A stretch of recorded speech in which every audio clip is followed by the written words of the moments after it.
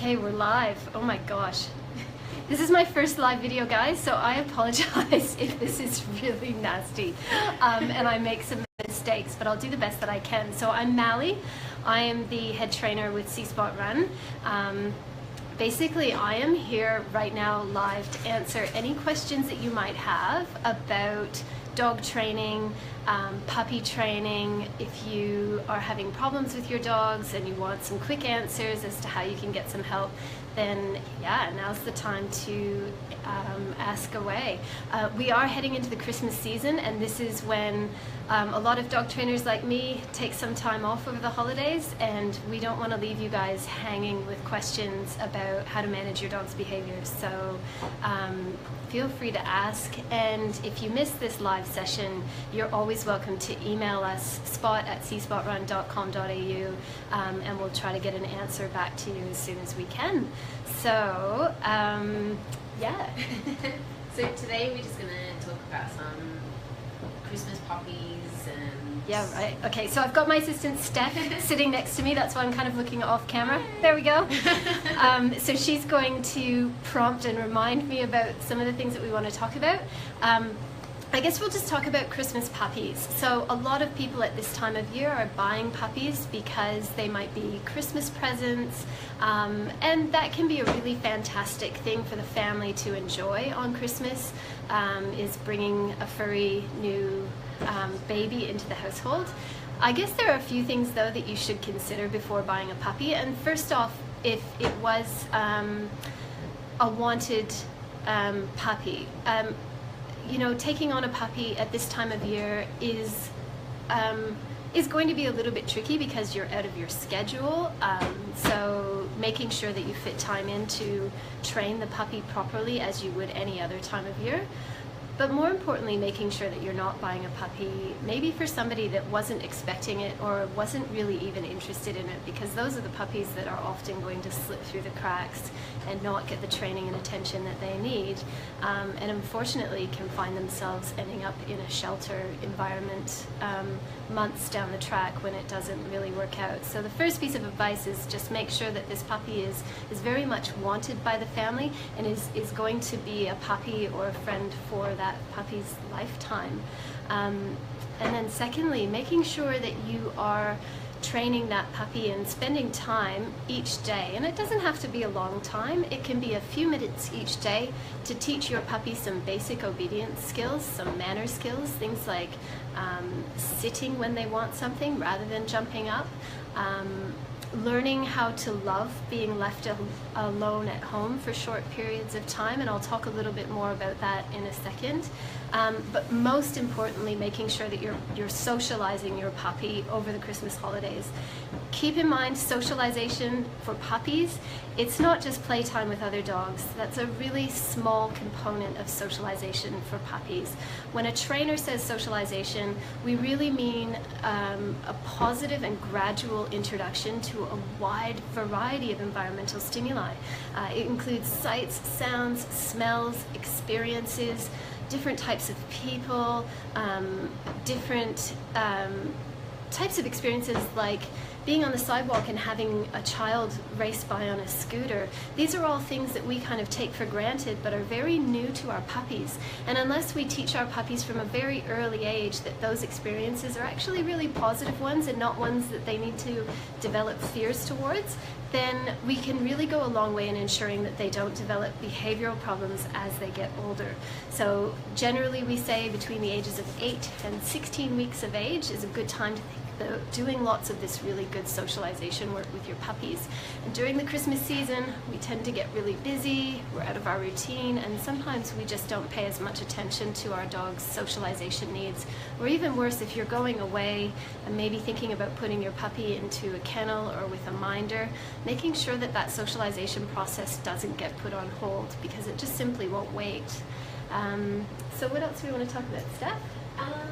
I think also talking about the critical age of a puppy might be yeah, so critical phase of socialization, that really is this period between 8 and 16 weeks of age. So, you know, generally most people do end up taking a puppy from the breeder at about 8 weeks of age, so you've got a good 8 weeks to kind of work on that socialization period. And keep in mind, the 16 weeks of age, it's a general average. It can vary for dog to dog and from breed to breed, but it is a general accepted average. 16 weeks of age also is important because it's the age that most puppy trainers like myself will create as a cutoff for joining a puppy class. So if you're thinking about taking your puppy to a puppy class, really great to think about getting them enrolled before they turn 16 weeks of age so that you don't miss that critical cutoff. And unfortunately, a lot of trainers, like I said earlier, they do take the holidays off, so many of them are probably wrapping up their last puppy classes until the end of the year right now, and they'll be restarting, you know, first or second week of January. So just make sure that you get enrolled in one of those now, and make sure that you're getting that essential information as soon as you possibly can, and your puppy's not going to miss out. I think also too, it's important to talk a little bit about with puppies separation anxiety and separation distress. At this time of year, lots of people are off from work and off from school, which is great because it offers you lots of opportunities to spend time with your puppy and teach that puppy some really important life skills. But at the same time, your puppy may be missing out on opportunities to learn how to be comfortable in their own skin when left at home alone.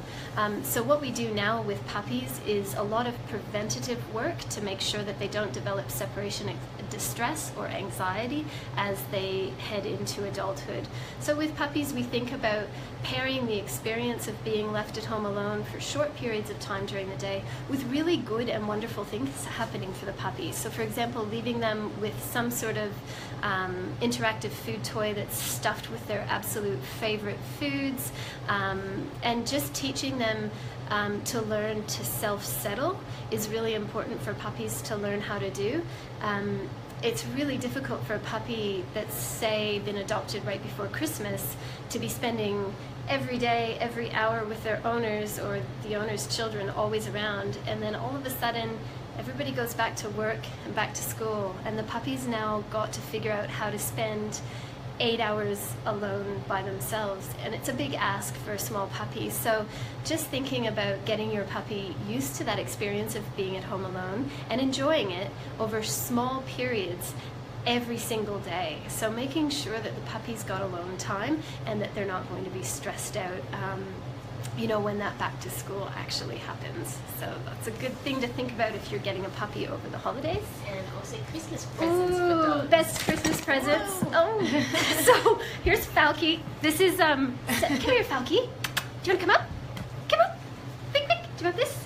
So Falky is actually Steph's dog, and she's going to demonstrate right now. I was going to show you guys this because it's one of my favorite Christmas presents for dogs this year. It's actually a deer antler, but Falky is really not wanting me to take it away from her. I'll just show it really quickly and then I'll give it back to her. The deer antlers, they're available at most larger pet stores and smaller boutique pet stores as well. They're super durable, so I have yet to meet a dog, even some strong heavy chewers, that have managed to put a dent in those deer antlers. They're a little bit more expensive to buy at first compared to other chew toys and things like pig ears and stuff like that, but honestly, it'll last for the lifetime of your dog as long as they don't bury it somewhere, and they really, really love it. I'm just looking at Falky. She's taken that deer antler off camera and she's in her bed with it. She's just having a great time chewing on it. So that's my number one Christmas gift idea for your dog. Number two are these. These are called snuffle mats, and these are really fantastic. They're kind of newer on the market, and it really capitalizes on your dog's love to smell. So you might notice that when you take your dog for a walk, they're constantly just sniffing along the ground because they find the act of sniffing to be really, really reinforcing. Dogs love it as much as we love sitting down at the end of a long day and watching a movie. It's really, really entertaining for them. So these snuffle mats, they've got all of these thick folds of material, and what we do is we spread some dog treats. These are just some Ziwi Peak dried liver foods. Falky's going to come over again and try to eat those right now. And we sprinkle the treats or liver treats or whatever you've got into the folds of the mat, and we place it on the ground, and we just let our puppy or our dog spend lots of time nosing around those folds, and every once in a while they hit on one of those treats. and they find that they just love this activity so much. So you can even feed your dogs kibble if you're feeding them kibble for dinner. Rather than feeding them out of a bowl, pop the kibble into the folds of that material of the snuffle mat and give them that instead, and it just makes the you know, mealtime a little bit more fun for them. So those are my 2 top Christmas presents for dogs this year. Snuffle mat, deer antler, can't go wrong. Oh, and for the aspiring dog trainer in your life, anybody that's really interested in training their dogs to do some fun tricks, I really strongly recommend that you do some clicker training. Clicker training is so much fun for the owner of the dog as well as the dog. There's some fantastic resources on the internet, videos and books that you can take a look at to learn how to become a clicker trainer and really do some wonderful and exciting tricks with your dog. So Falky's just actually having a go at the, I don't know if we can move the camera, at the snuffle mat down there. There she goes. She's having a good old nose through the snuffle mat. What a good demonstrator you are, Falky. You're a clever girl. Awesome. And that's it, pretty much. All right, so that's us for this first edition of Ask a Dog Trainer with Mally. I hope I didn't talk too much and too long, and I hope I talked about some things that you guys found interesting. And yeah, we'll hopefully do this again. Thanks.